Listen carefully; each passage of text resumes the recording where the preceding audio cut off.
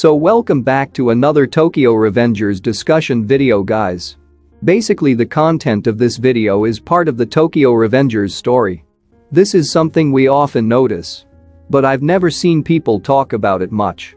So I decided to make a video about it. Because Ken Wakui-sensei brilliantly portrays the young and adult perspective of his characters. We have seen it well in this delinquent world. This video will be interesting. Before we talk about that, as usual, guys, I would kindly appreciate it if you can drop a like on the video and consider subscribing to the channel. Let's go into the video now. Until now in Tokyo Revengers, we saw the delinquent world in the point of view of kids, where they were 13 to 18 years old, counting Tenjiku, who were the adults before the last arc. Especially we saw Tomen's point of view, where they didn't want to make the gang dirty with underground fights or being related by trash people who cross the line like Mobius. They wanted to create an era of delinquents where they resolve their problems by fighting and have fun. We also saw currently Black Dragon's and Tenjiku's point of view, both of them wanting to use violence and money, thinking in a big way but in the wrong path. Totally different of Tokyo Manji gang. The question here is, a part of Mikey's black impulsivity and Kasaki's manipulation is how Tomen ended being the most corrupted gang of Japan when their own values were otherwise. Well, until now, Ken Wakui-sensei only told us one part of it, Mikey and Kasaki. But now that we don't have Kasaki, just Mikey and Tomen disbanded. Why Bonton was created to ended up just like Tomen was in the other alternative futures. Right now, Ken Wakui-sensei is showing us the other side of the coin. It's not about kids anymore. This is the adult world and the origin of Bonton gang. But also the origin of how Tomen started to being corrupted.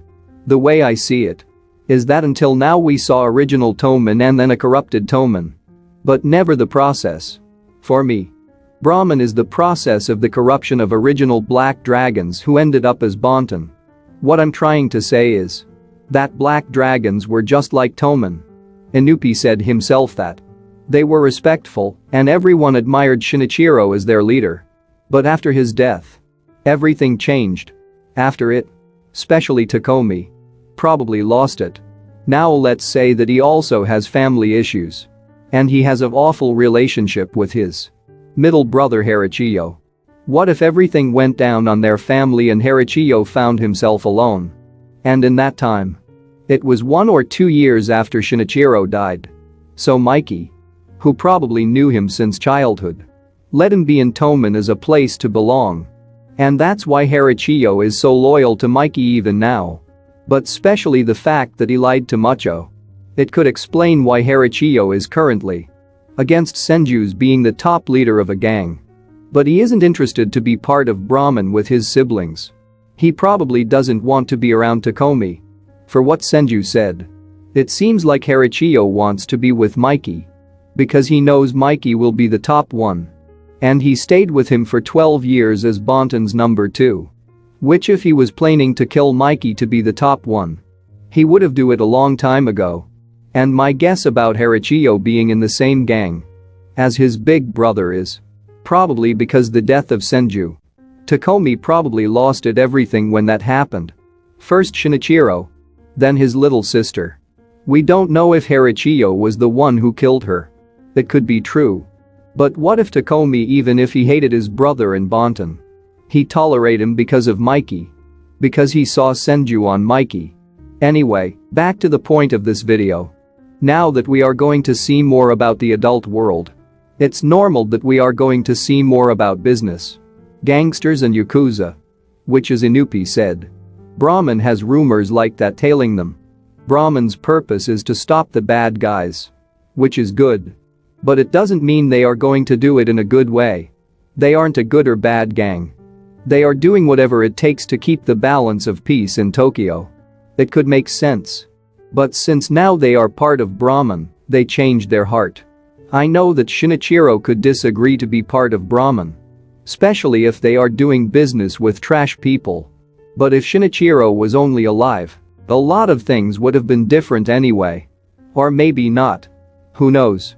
It's true that doing business with corrupt people is bad. But we don't know why they do it. And what win with it. Also, doing business with them, it doesn't mean they agree with it. Senju already showed us that. She disagreed, but she can't control everything. If you see, Takomi looks surprised of his sister when she agreed to do the business. But then he was done with her. When he saw her getting involved, her emotions and opinion. Because Senju needs to be mature while she's still a kid. If she wants to keep being the leader.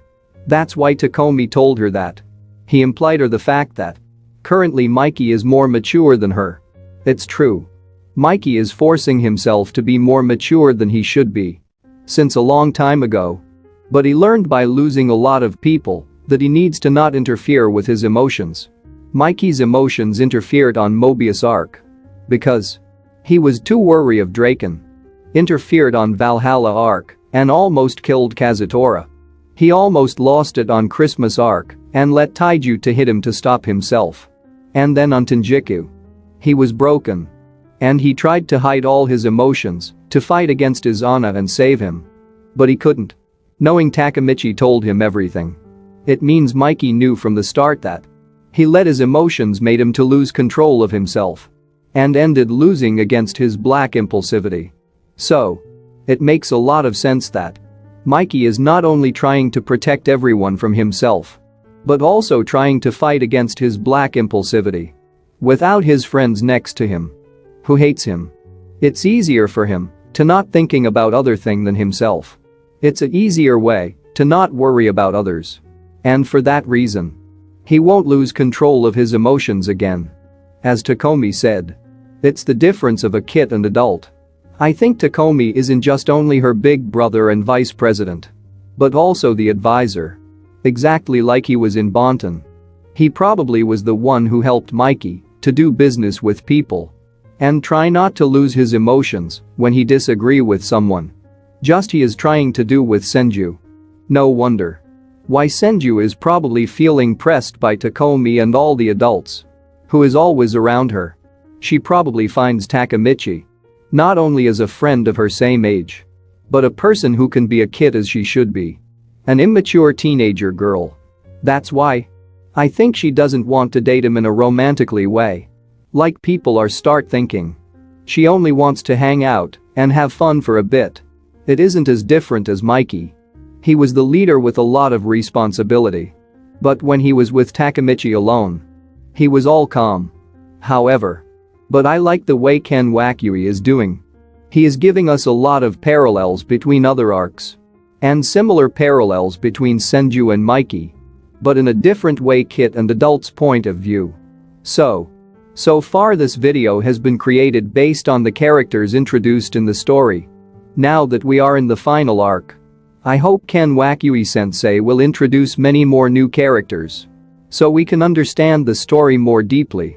Apart from all this, let me know in the comments section what you would like to see in the story.